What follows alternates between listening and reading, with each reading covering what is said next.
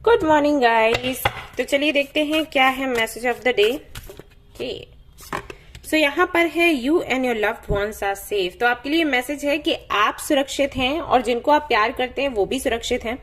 अगर आप कोई नया काम करने वाले हो या कोई प्लानिंग आपकी चल रही है जिसकी वजह से आपको डर है कि अगर आप ये करते हो तो इसकी वजह से कहीं ऐसा ना हो कि आप बाद में किसी मुसीबत में फंसे या फिर आपके घर वाले या जिनको भी आप प्यार करते हो वो मुसीबत में फंस जाए।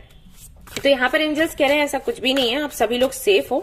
और जो भी सिचुएशन अभी बन रही है जहां पर आपसे मांग करी जा रही है रिस्क उठाने की, तो आप रिस्क उठाएं। ऑलराइट, डरे नहीं, आपको सक्सेस मिलेगा। Luck is on your side. See, यहाँ पर हमें कंफर्मेशन मिल गया।